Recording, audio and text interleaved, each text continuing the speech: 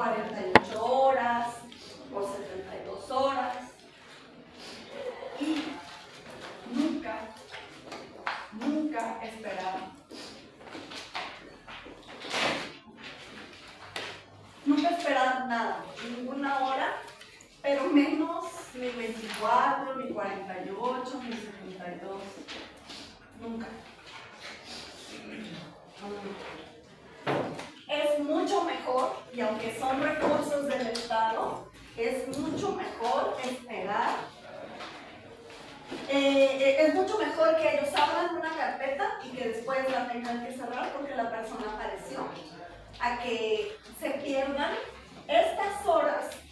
Estas horas son las horas más importantes para recuperar a una persona, si es posible hacerlo, si hay posibilidades. Aquí es donde están las más altas posibilidades, después decrecen significativamente. Y justo cuando esperan, lo que hacen es desperdiciar los momentos más importantes en los que todavía sería posible, si hay chances de recuperar a la persona. Entonces, cuando vayan al Ministerio Público, nunca esperar. Yo ahora todavía no lo tengo porque en realidad decidí hacer esto las últimas horas antes de venirme para acá. Como a las 2 decidí que iba a dedicarle una parte de la clase a esto. Pero después se los subo igual al tablón, así junto con las infografías que les puse, porque está en la Ley General de Búsqueda. La ley, el nombre de la ley es Ley General de Personas Desaparecidas. Ley General de Desaparición. Perdón, yo estoy de desaparición forzada.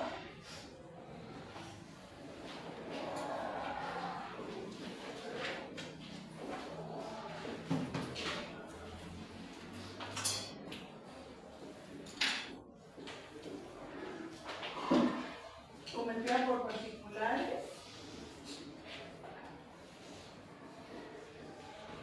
y del Sistema Nacional de Búsqueda.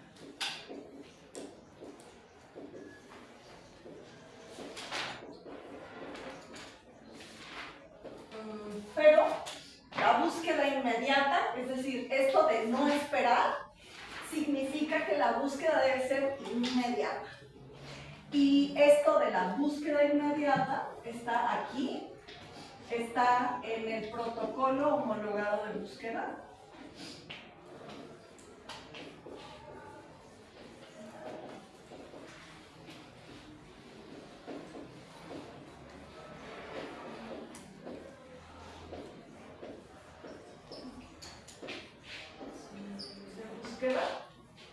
Y está en los principios de búsqueda, para la búsqueda,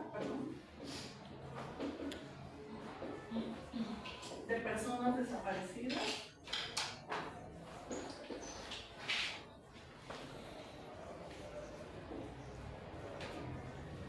De la ONU.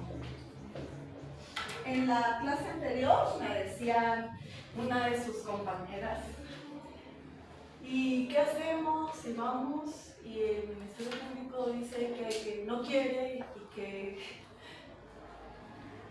que nos esperemos? Y yo le dije que se puede defender porque no sé si lo pensaría después, pero yo creo que sí. Yo le dije que ustedes le digan esto y le citen los artículos, se los voy a pasar, pero que si no quiere, que lo hagan. Y la verdad es que en este punto no estoy pensando de forma metafórica eso. Si tiene usted que ponerse un poco rudo, digo arañar en un sentido metafórico, y si no sirve el metafórico, pues casi. Sí.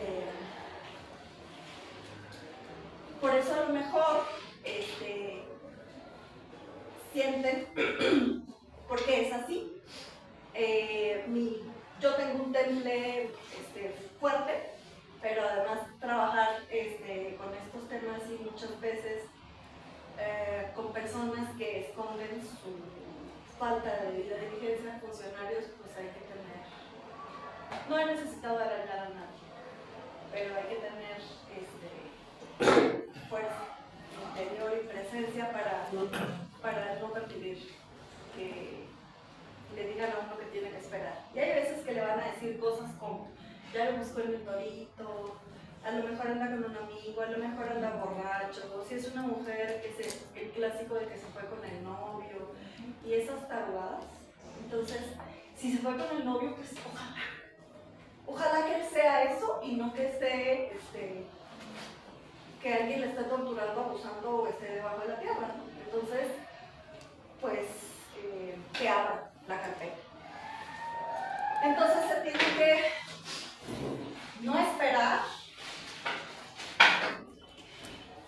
nunca esto, nunca tampoco dar el teléfono personal de nadie. Teléfonos personales. Las personas a veces en la desesperación dan su teléfono personal, sobre todo de la víctima, o sea, de la esposa, la mamá, la hermana, y eso se presta para muchas extorsiones y falsas alarmas y también gente jodida que a veces llaman por llamar.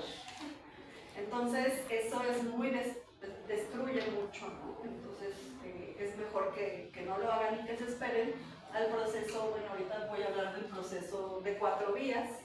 Las 2 primeras son las más importantes. Anotar todo en una libreta. Tener una libreta para eso. No importa si es una libreta Polito. ¿Se acuerdan de las libretas Polito? ¿A ustedes ya no les tocó? Eran unas libretas esas delgaditas, bien baratas que se compran luego hasta en los abarrotes. Así como de unas 20 hojitas cuando ya uno no tenía. Entonces iba corriendo por la Polito, que es así, aunque sea una miserable Polito. Entonces en la libreta anotarlo todo. A la gente se le olvida, obviamente tampoco sabe que hay que anotarlo todo y tiene un montón de cosas en su cabeza, ¿no? Entonces hay que anotarlo todo. Las mamás luego dicen, sugieren, hay quienes lo tienen en pluma y ellas dicen que también algunas de ellas recomiendan hacerlo en lápiz porque el lápiz si se derrama agua, no se corre la tinta. Y en el lápiz, aunque parece más lábil, se puede borrar, pero si se le moja, si le cae la lluvia, si algo se le cayó, pues no se destruye lo que usted traía adentro. Entonces el lápiz es un buen recurso.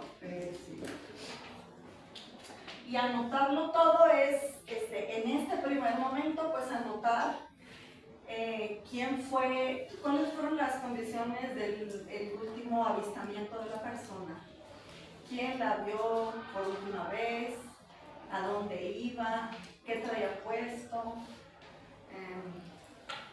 dónde, a qué hora le llamaron, dónde lo vieron o dónde la vieron la última vez. Y después otras pistas, pero en ese primer momento tener eso ahí también ayuda para quien va a hacer los procesos de denuncia y de queja, porque luego la persona que está en crisis, pues está en crisis y está como cuando la gente está en un funeral o algo así, es una cosa parecida mentalmente, aunque y la gente está así como en shock y no se acuerda. Como que no quiere que le pregunten, entonces a veces tener las notas ayuda para no tener que estarlo, porque cuando uno recuerda las cosas, pues las recuerda acá y también le duelen en ese momento, entonces leerlas es diferente, igual duelen, pero ayuda para incluso hacer el reporte y todo lo demás. Anotarlo todo, y anotarlo todo luego supone como las condiciones de la desaparición y con todo lo que les mencionaba, y también todos los trámites que haga, mencionar el trámite, la fecha, la persona que la atendió y el puesto. Entonces, ¿qué hora también? La hora ahí no es tan relevante, pero sobre todo el nombre y el puesto de la persona. Hay veces que los funcionarios se sacan mucho de onda cuando uno les pide su nombre completo. Y tienen razón, porque cuando uno... Pero a veces eso hace o que se pongan rejegos o que le atiendan a uno mejor, porque saben que con esa información uno después puede denunciarlos por obstrucción a la justicia. Que cuando hay falta de debida diligencia es el delito por el que se les puede acusar. La gente que no hizo bien cosas que tenía que hacer. Entonces, las mulitas. ajá, pero por eso pedirles el nombre, los calzones se les hacen yo luego por eso. Ahí entra derechos humanos. No, derechos humanos están en ¿O es más o menos? No, hay como cuatro rutas. Las dos primeras son las más importantes. Y luego hay otras dos por acá. La primera es la ruta penal. Y esta tiene como objetivo, la penal se hace ante el Ministerio Público y lo que se hace aquí es una denuncia.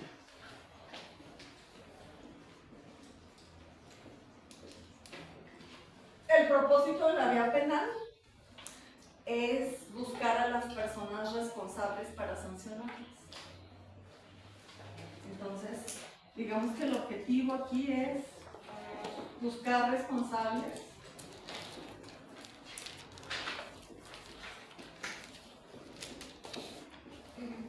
para sancionarlos. Lo que le van a dar aquí cuando usted vaya y la abra es un número de carpeta de investigación. Carpeta de investigación.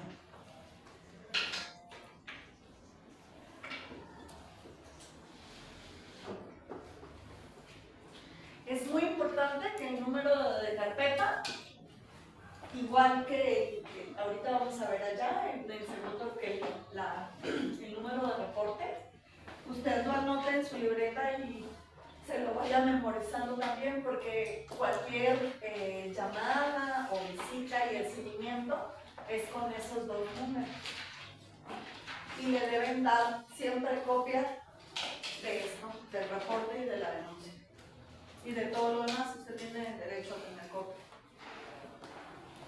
Entonces, carpeta de investigación. Y luego, esta otra vía es la vía administrativa.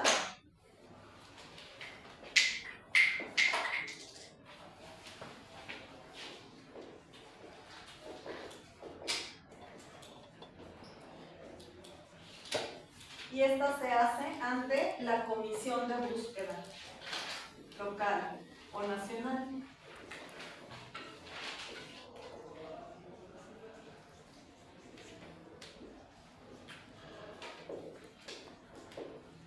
Si la persona es funcionaria pública del ámbito federal, o si la persona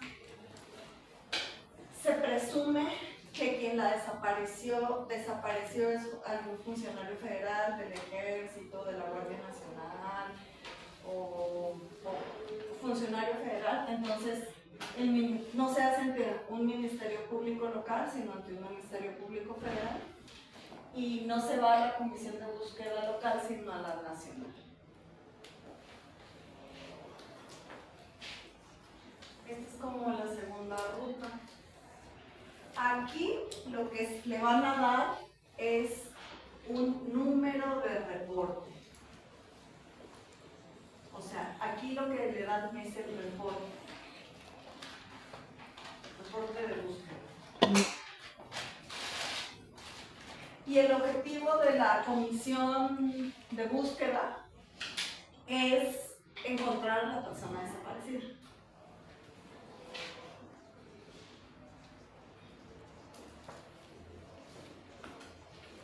Encontrar la persona desaparecida.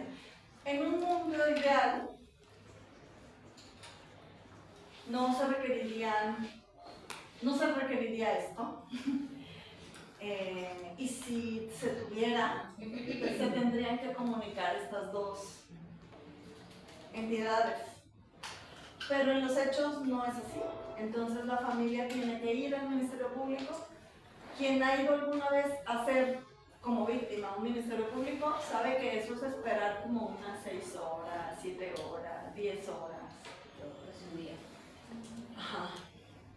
Entonces, la familia tiene que ir a hacer eso aquí y esperar ese tiempo. Y luego tiene que ir acá. Porque las personas, por eso es que pensé que era buena idea hablar de esto con ustedes, porque las personas no saben esta diferencia y creen que como fueron a hacer la denuncia, eso ya y las autoridades ya saben y esto está corriendo y aquí no está corriendo nada.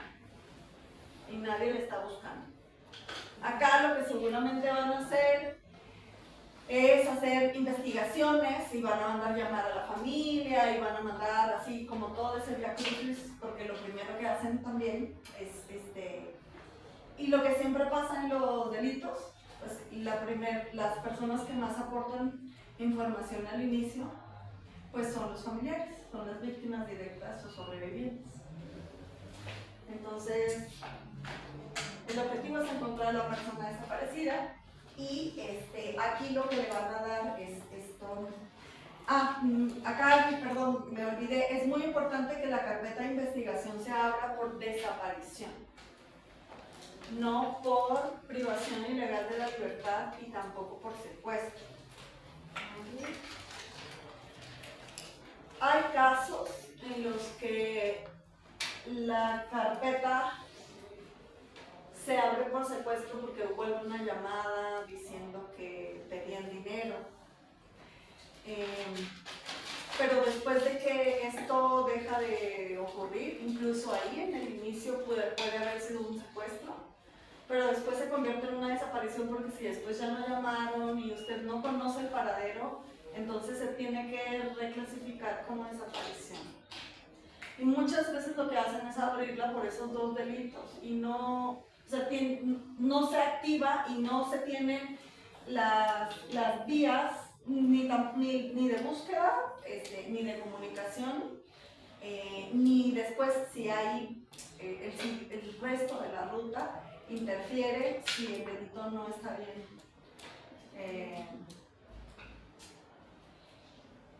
tipificado desde el principio. Entonces que sea por desaparición.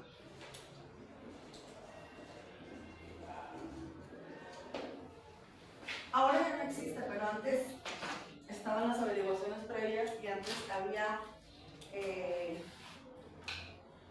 había una cosa que no era ni siquiera una averiguación previa. Era como una especie de acta de extravío. No, ya me olvidé, porque eso todavía en algunos casos que ocurrieron antes en el viejo sistema, que están todavía por averiguación previa, acta circunstancial. Y esa tarugada era ni siquiera una averiguación previa. O sea, era donde el Ministerio Público decía en un acta que alguien había venido a decir eso, pero ni siquiera habría una carpeta, ni una investigación, ni nada. Y hay personas que llevaban años con acta circunstancial creyendo que su caso estaba en alguna parte y ni siquiera tenían una averiguación iniciada. O sea, la actividad de búsqueda y persecución del delito del Ministerio Público ni siquiera estaba abierta. Ya ahora no pasa eso, ya no hay actos circunstanciadas ni averiguaciones previas. El objetivo es encontrar a la persona desaparecida en la carpeta de investigación y acá va a tener un número de reporte.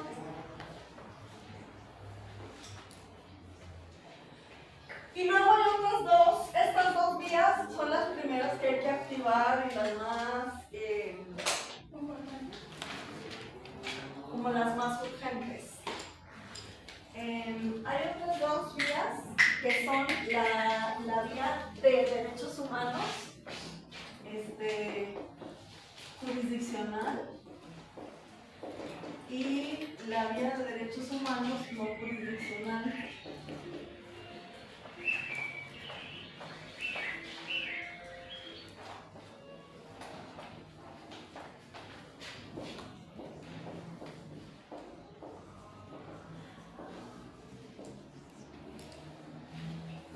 Esta es el amparo.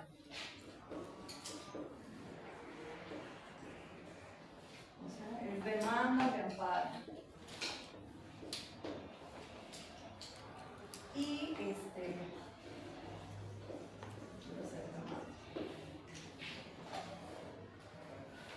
también tiene su número de demanda. Y esta otra, la vía de derechos humanos no jurisdiccional, es ante las comisiones de derechos humanos.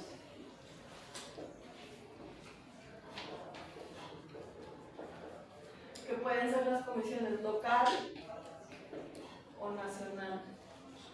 En el mismo sentido que les dije, si la persona es funcionaria pública federal o pudo haber estado una persona funcionaria federal involucrada, entonces no se va a la Comisión Local de Derechos Humanos, sino a la Comisión Nacional. Y ahí lo que se hace es un reporte, perdón, una queja. Aquí es queja.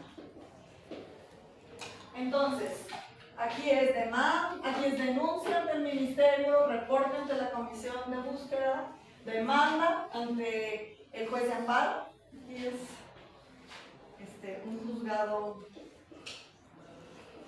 juzgado de distrito. Y la de derechos humanos no jurisdiccional es ante comisiones de derechos humanos y lo que se pone es una queja. Estos son los nombres técnicos de las actividades o de los procesos legales que se siguen. La desaparición funciona muy diferente en cada región, o sea, funciona diferente en Guanajuato, que en Jalisco, que en Chihuahua, que en Coahuila, que aquí. Entonces no siempre tiene la misma efectividad, pero, por ejemplo, en Coahuila, que es donde han activado esto, ellos le llaman esto de activarlos los 4 al mismo tiempo. En Coahuila las organizaciones como Familias Unidas y Fray Juan de Lagos, un centro de derechos humanos, tienen un índice significativo de recuperación en vida de personas, de localización con vida de personas desaparecidas. Y es porque hacen esto, las 4 cosas al mismo tiempo, rápido, antes de las 24 horas. Y hay personas, yo he conocido el testimonio de algunas personas sobrevivientes, donde llega como la noticia de búsqueda por parte de la Fiscalía o por parte del juez de amparo, donde está solicitando informes justificados. Ustedes van a ver después eso. Porque en amparo se presume que hay autoridades responsables, autoridades del Estado responsables de esa comisión de la desaparición. O sea, de esa comisión de esa violación de derechos humanos. Y las autoridades pueden cometer por acción o por omisión. Entonces, las autoridades son responsables tanto si hubo un policía, un guardia nacional, un integrante del ejército que desapareció una persona, como el Estado mexicano y el gobernador y el fiscal, si tenían que proteger a las personas y no las protegían. Entonces el amparo funciona de todas maneras. Porque los delitos se cometen o las violaciones se cometen no solamente por acción, sino por omisión. Entonces, les digo que yo conozco a personas sobrevivientes que, una de ellas, cuando estábamos justamente hace 3 años yendo al norte de Coahuila a hacer la presentación de un informe de desaparición en esa organización, que les digo, quien nos estaba haciendo, quien ayudó a la organización para recogernos de Monterrey, llevarnos a Piedras Negras, son como 3 horas, fue uno de los sobrevivientes que había sido beneficiado de ese cuádruple mecanismo, el mecanismo de búsqueda. Y él dice que lo tenían cavando su tumba cuando llegó la llamada. Entonces dijeron, lo habían golpeado, entonces le dijeron, ya estamos buscando a este cabrón, ya suéltalo. Y lo soltaron. Entonces la diferencia entre que la persona pueda estar viva, no todos los casos son así, pues, insisto, los contextos son diferentes, pero por eso es tan importante que nos esperen 24 horas, porque en 24 horas el vato estaba adentro. Es la diferencia entre que el vato esté adentro de la tumba que estaba cavando y que estuviera después chofereando para nosotros. O sea, lo madrearon y todo, eso dijo. Lo madrearon y todo, pero estoy aquí. Entonces, por supuesto que estas 3, usted no necesita servicios legales especializados, no necesita contratar a alguien, pero en una demanda de amparo sí. Y eso es lo que muchas veces hace que las personas pues no recurran a eso. O a menos que también puedan acudir a alguna organización no gubernamental como FAMON, aunque aquí no lo hacen. Aquí llevan casos de desaparición, pero casos emblemáticos, ¿no? Las grandes organizaciones. Pero aquí solamente lo que existe son la de las madres buscadoras, o sea, sí son asociaciones. Pero más allá de esa cuestión de las ACES, no. Bueno, todo esto es parte de la guía de búsqueda en vida que la organización a la que pertenezco creamos, hicimos, y las infografías que les di son parte, que les mandé, son parte de esa guía de búsqueda en vida, la guía de búsqueda, y hay un modelo de amparo que pueden descargar de ahí para hacer eso. Y solo relleno y lo presentan. Claro, el resto, eso es solamente para un primer momento, porque el resto, el seguimiento, sí requiere de una persona especialista. Claro, después de que ha activado estos 4 mecanismos, usted ya puede irse a registrar ante la CEAP, que es un proceso después, ante la Comisión Ejecutiva de Atención a Víctimas, y el asesor legal de la Comisión Ejecutiva de Atención a Víctimas le podría dar seguimiento a la demanda de amparo que usted hubiera iniciado con ese formato inicial. Entonces, pero la ruta de la CEAP es después. O sea, la CEAP es una instancia que le da atención a las personas que han acreditado la calidad de víctimas. Y no solamente atiende a personas desaparecidas, sino a personas víctimas sobrevivientes de feminicidio, a sus familias, o víctimas de otros delitos, por ejemplo, que en secuestro y quedaron unos chamacos desamparados o huérfanos.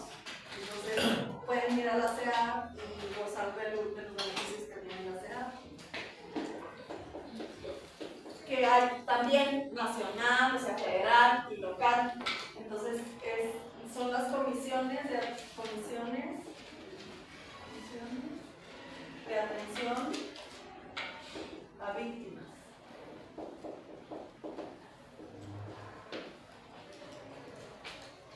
Bueno, en la demanda de amparo, en estas, el objetivo es proteger los derechos humanos.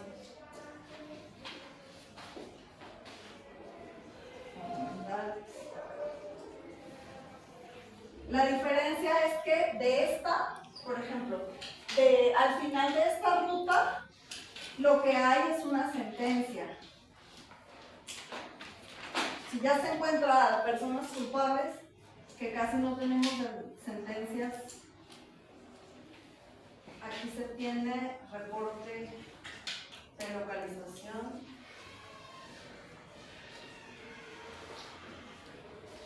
Aquí se tiene sentencia. Y aquí se tiene recomendación.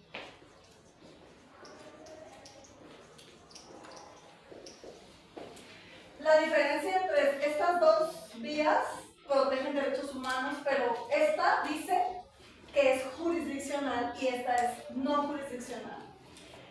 Y la diferencia entre una y otra es la fuerza que tiene para hacer cumplir en este caso la sentencia. Una sentencia tiene mecanismos vinculantes, es vinculante, y una recomendación no es vinculante. Es eso que ustedes en los medios tal vez han leído como que tiene dientes, algo que no tiene dientes, las recomendaciones no tienen dientes. No tienen manera de hacerse vinculantes ante el incumplimiento del otro.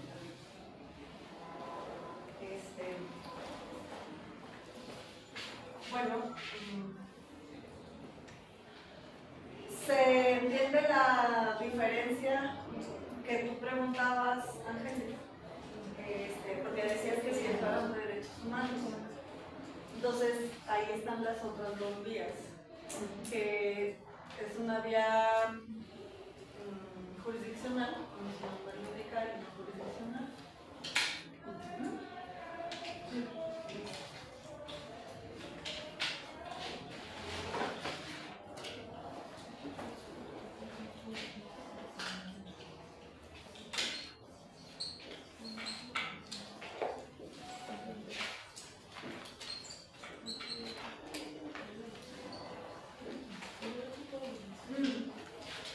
Ahora, otra cosa que es muy importante que cuando acudan al Ministerio Público es que soliciten la sábana de llamadas. ¿Eso qué es? Es el registro de las ubicaciones de IP y de los números a los cuales determinados números se comunican.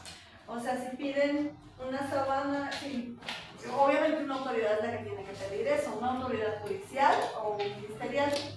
Entonces, si piden una sábana de llamadas del último mes, entonces van a saber todos los números y las horas a las que me comuniqué y las direcciones IP de esos números y de las entradas donde estaba. Eso permite saber la ubicación de dónde estaba este número cuando recibió esa llamada o esos mensajes.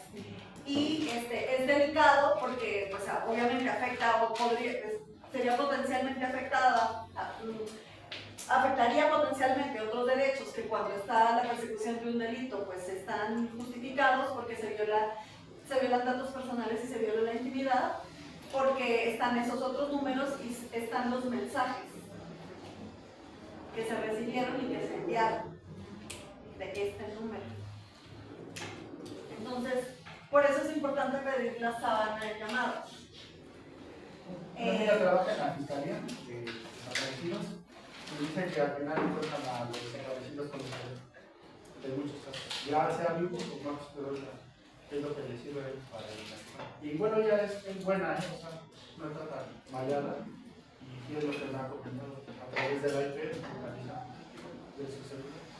Y bueno, también uno lo puede hacer O de que se está dado de alta en el Localízame y tienen el correo de la persona. Tú lo puedes buscar en tu computadora, la localización. Sí, pero la sábana de llamadas no. Esa es la localización del aparato y de la dirección IP. También hay otros mecanismos que pues, la gente no anda usando eso en general. Nosotros en el GIAT sí solemos usar la aplicación que se llama Live 360. En esta aplicación usted puede tener personas con las cuales comparte su ubicación en tiempo real todo el tiempo. Y además le indica el número el porcentaje de batería que tiene la persona. Si usted no anda haciendo picaradas, pues no le importará y entonces pues comparte eso con su mamá o con su esposa o le dice a sus hijos. Pero pues a veces las personas no quieren que sepan que está entrando al lugar X a la hora X. Pero nosotros usamos la aplicación para cuando vamos a dar talleres. Es parte de nuestro protocolo de cuidado. Reportarnos cuando salimos, sacamos una foto de nosotros, de cómo íbamos vestidos, por si desaparecemos. Y acá es parte de lo que ustedes, condiciones de la desaparición y ropa y todo eso.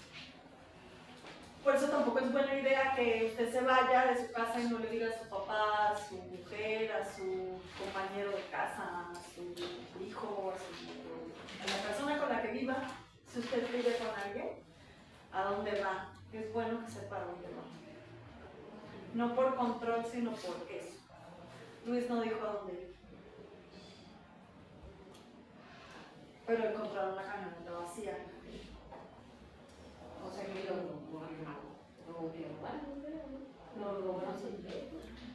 robaron a él, o sea, lo desaparecieron, pues. No, o sea, yo me refiero que al encontrar la camioneta vacía es que se fueron con todo, pues. Pues lo desaparecieron, sí. Por eso se tiene que absolutamente presumir la comisión de un delito. No pero ahí entonces, como él, porque lo que te escuché es él tiene un cargo, pues es un cargo. Es un ciudadano normal como cualquier otro. O sea, él es empleado de una notaría. Cuando tienes fe pública es cuando eres notario. Ah, okay. Tú cuando eres empleado de una notaría eres un empleado de una empresa. El que tiene fe pública y el que se podría entender que estuviera desaparecido para ir y certificar una transacción ilegal, eso pasa, eso ha pasado en Colombia, eso pasó muchas veces, que se llevaban a los notarios para hacer la transacción de la transmisión de la propiedad de fincas, casas, propiedades, y después los mataban, o después los desaparecían, o después los soltaban. Pero él no puede hacer eso. Él es un empleado. Entonces estaban las llamadas y pueden ayuda para que vayan teniendo algunas pistas. Revisar las redes sociales de la persona.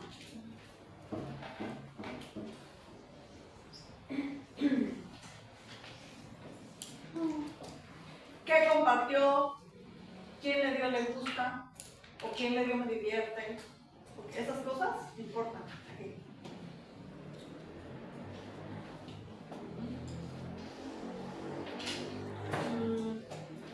Redes sociales.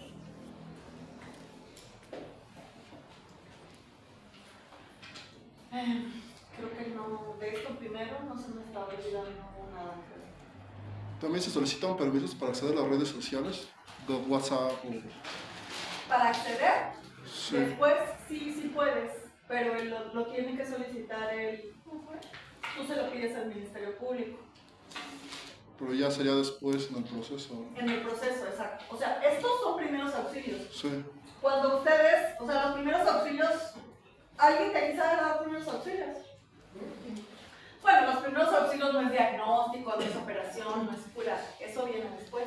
Ahí al principio es como que la gente no se te ahogue, que si está teniendo una obstrucción aquí liberes, que si tiene una obstrucción en la tráquea que la liberes, que si se está desangrando pues llegue al hospital. Entonces estos son primeros auxilios contra la desaparición, porque es como los primeros pasos en los primeros momentos, porque la gente está muy en shock. O sea, la mamá normalmente no es alguien que pueda hacer esto. Así como cuando la gente se muere, la persona más cercana o las personas más cercanas difícilmente hacen esto. Usualmente hay alguien ahí que sí tiene que tener la cabeza fría y es la que está haciendo la compra, si no se tenía servicio funerario y luego se tiene que hacer, creo que sí, que si de qué tamaño la caja, que si de qué material la caja, o la urna, que si se crema, que si se entierra, que si los servicios funerarios con café o sin café o en la casa, o sea, todo eso, alguien más lo tiene que estar haciendo porque la gente que está en crisis no lo puede hacer. Entonces, esto es para la gente que pueda, o sea, normalmente, que tenga una cercanía con la persona, pero que pueda administrar sus emociones para hacerlo. Yo en momentos de crisis en mi familia he sido la que hace esas cosas. Y en este momento mi amiga Cláudia es la que está haciendo eso porque su mamá vive en Estados Unidos, está operada, no puede viajar, su esposa está pues atolondrada, es el carro en el que lo desaparecieron. Así. Su hijo es un adolescente, tampoco él está en condiciones de hacer esto. Pero pues yo desearía que nadie de ustedes tuviera que hacer esto, pero es mejor que lo sepan hacer y no lo usen, a que lo tengan cerca y no sepan qué hacer. Pues sí. Entonces, eso. ¿Tienen alguna pregunta?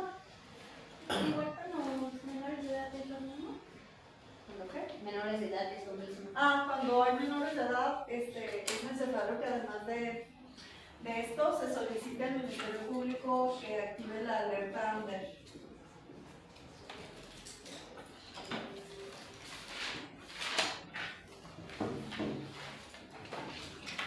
Para niños, niñas y adolescentes.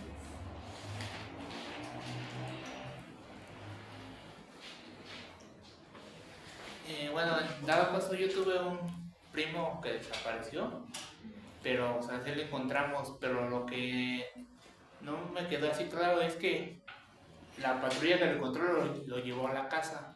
No lo tiene que llevar al ministerio o algo. Es que ahí sí como que... La patrulla que lo encontró lo llevó a la casa. Ajá, y o sea, y los policías eran así como... Pero no había... ¿No había ninguno de estos procesos? Nada más el MP, pues... O sea, ¿hicieron denuncia? Sí, nada más esa. Y No lo tenían que llevar a ver. es lo que no me quedó... Bueno, todavía ya tiene tiempo, sí lo encontramos, pero fue de que habló la patrulla y ya tenemos a su hijo, lo llevamos a su casa.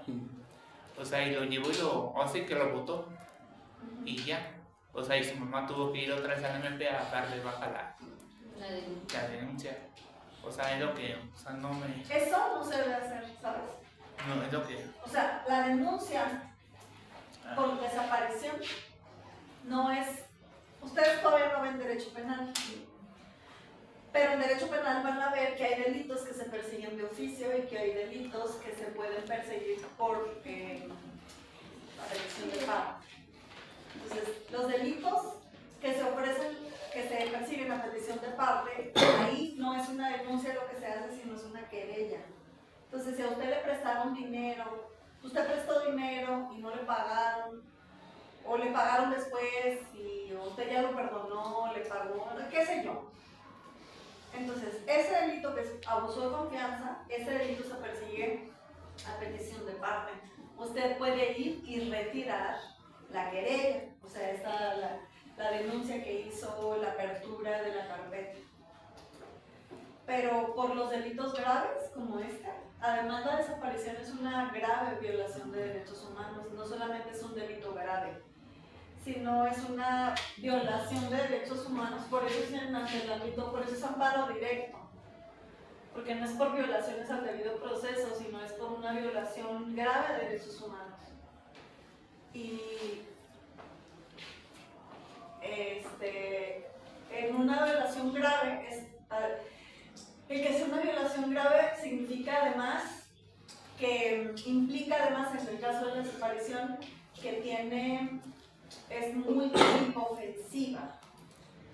Eso significa que ofende a muchas personas en el ámbito privado y también en el ámbito público.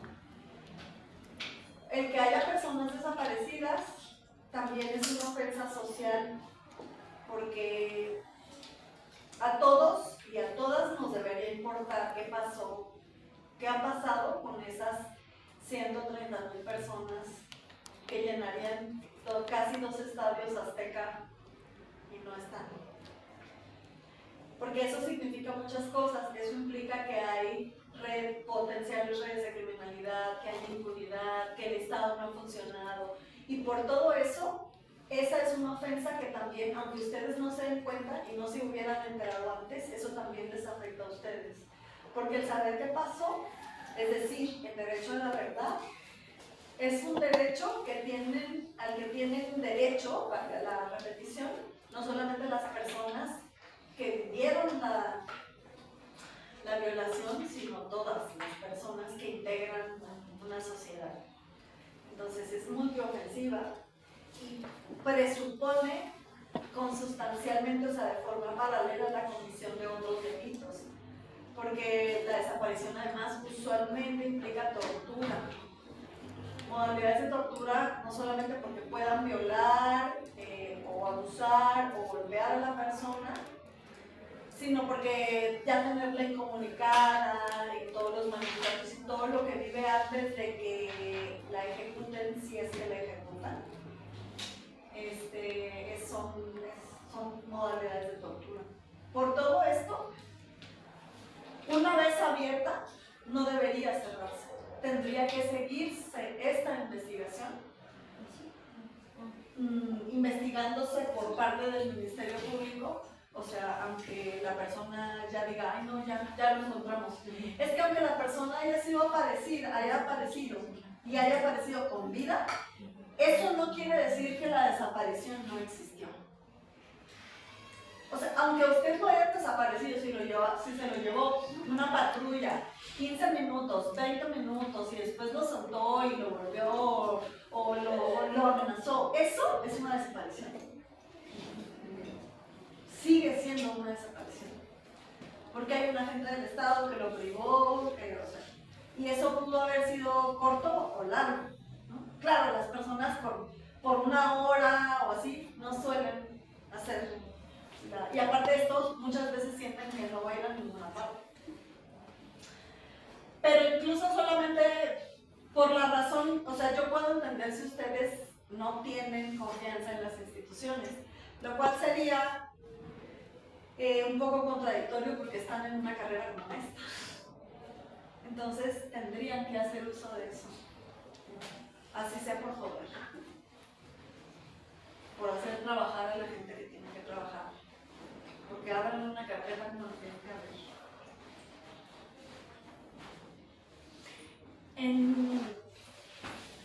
En términos de derechos humanos, cuando a usted le acusan de algo y se lo tiene que probar, y los derechos que ustedes se acuerdan que en una de las lecturas vimos principios, ¿no?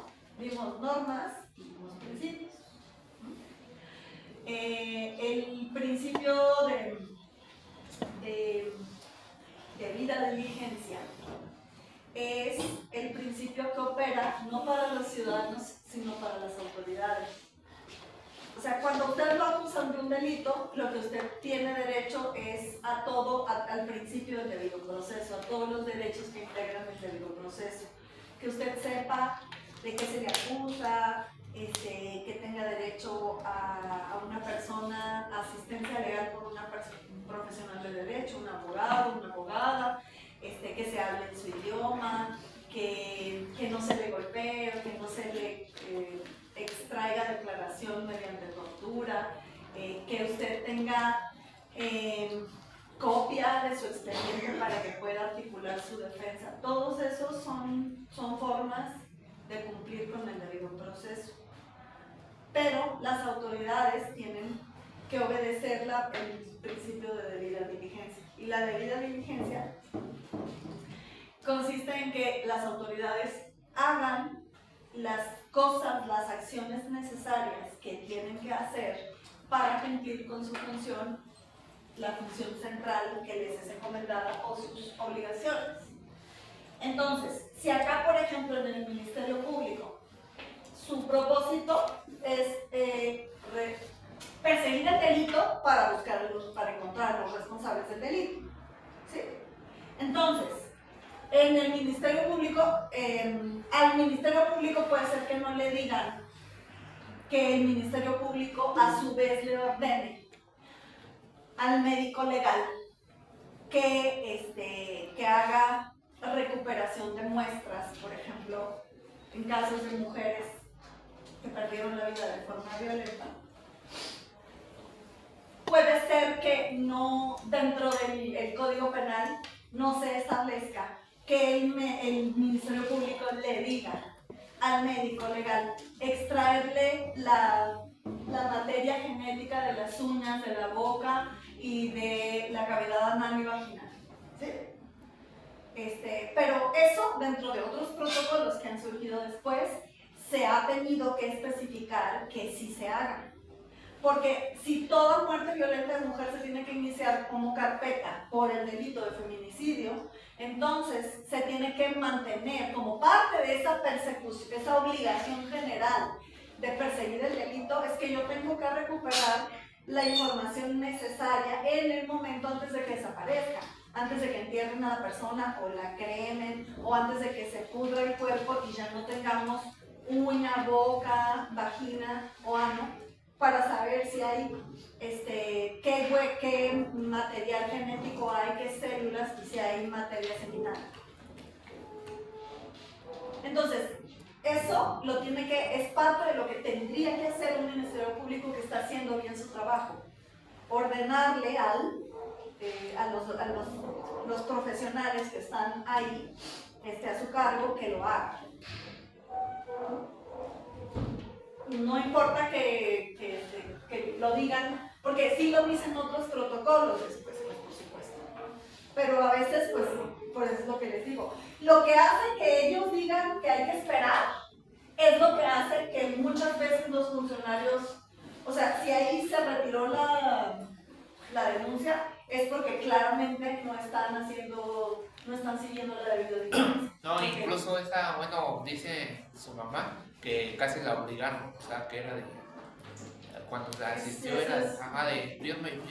Claro, porque eso huele a desaparición forzada. Sí, porque, o sea, se me hizo raro que, o sea, un policía te hable y te lo lleve y luego lo dejaron y lo botaron.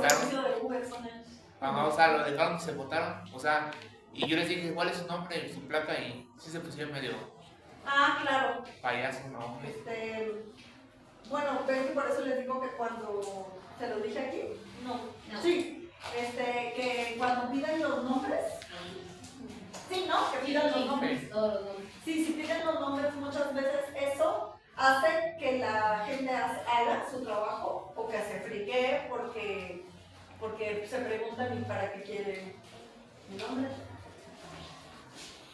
Pero si está haciendo todo bien, pues no tendría que ocultar su nombre. Y si se presenta, a lo mejor ellos no son policías, aunque dicen que son policías, y aunque vayan en una patrulla, no sabemos si esa patrulla tiene registro, si es una patrulla legítima, o si es la patrulla real, pero ellos no son policías. Entonces, que exhiban su identificación. Una autoridad siempre está obligada a exhibir, si lo solicitan ustedes, exhibir su identificación. Ustedes no necesariamente bueno, si usted tiene una pistola acá y le piden que saque su credencial o está en un camión y viene el Instituto Nacional de Migración, pues es difícil que usted se resista a eso. Pero no tendrían por qué decirle que usted se identifique. Si no lo están agarrando infraganti, no le importa que quién soy yo. Si soy trans, mujer o quimera. ¿Qué? Bueno, hasta acá. Yo tengo una duda.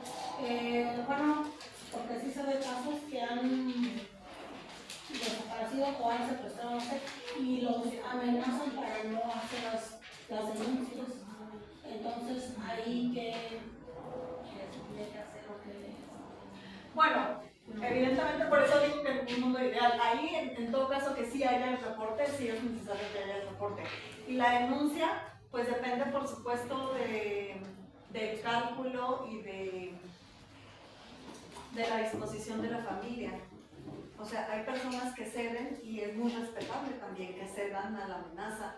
Hay muchos lugares en donde no se ha denunciado por mucho tiempo. O sea, Guanajuato no se sabían de las desapariciones de Guanajuato hasta hace 3 años, tal vez. Pero un montón de desapariciones empezaron a ocurrir en 2018, 2019 y la gente empezó a denunciar mucho después porque muchas de las fuerzas de seguridad locales están coludidas. Porque bueno, hace como 5 o 6 años, a su padrón de mi hijo mayor, entraron por él al taller. A nosotros los amarraron, incluso a mi hijo igual, lo amarraron, los amenazaron con armas largas y así. A todos los tenían tirados, al que se llevaron a su padrón. No hicieron la denuncia, no sé cuánto les pidieron, sí lo soltaron, pero le pusieron denuncia la denuncia. Y ahí pues todos estábamos ahí tirados, amarrados, y nos iban a matar a todos. Pues ya se llevaron ahora sí al patrón y sí les pidieron mucho dinero, sí lo soltaron, pero sí les dijeron que no hicieran la denuncia. Y es que justo como dijo la maestra, ¿no? O sea, hay momentos que uno pues no cree tanto en las instituciones, ¿no? Porque por lo mismo de que no se activan pues rápido, como ahorita se estaba diciendo. Y yo creo que también por eso la sociedad, pues estamos en el de, pues bueno, ya se hizo la acción, todos salieron bien, pero pues ahí quedó. Pero no siempre sale bien, porque Sí, yo hermano de mi amiga, sí lo desaparecieron y lo fueron a botar cerca de donde vive, pero Bueno, a veces el amparo ha servido para que aparezca la gente aunque sea muerta. Pero aparece. Hay veces que personas desaparecidas después del amparo aparecen muertas, pero aparecen. ¿Y ninguna apareció viva? Sí, en Coahuila, yo les acabo de decir de este compa que- No, pero no sé, yo refiero a otro estado. En otro estado no tengo conocimiento de eso, pero aquí en el Estado de México, de casos en los que después del amparo aparecieron muertas, sí.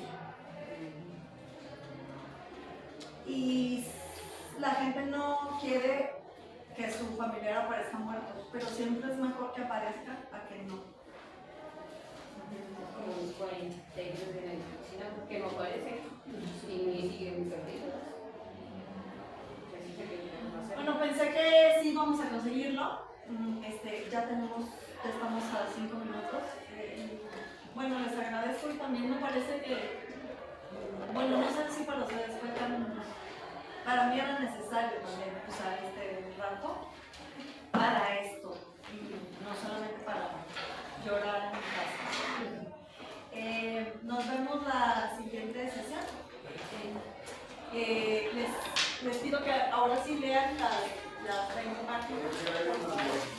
Y también les voy a subir un video que tiene que ver con pluralismo jurídico en pueblos indígenas, o sea, en la comunidad maya. Váyanlo viendo porque vamos a hacer en la siguiente sesión cuestionario. No vamos a hacer control de lectura, pero voy a hacer cuestionario de la lectura y del video. El video dura como 1 hora. Y lo vamos a hacer en Ajá, como 15 minutos y luego me recuerdan. Sí. Gracias, no al contrario, gracias. Gracias.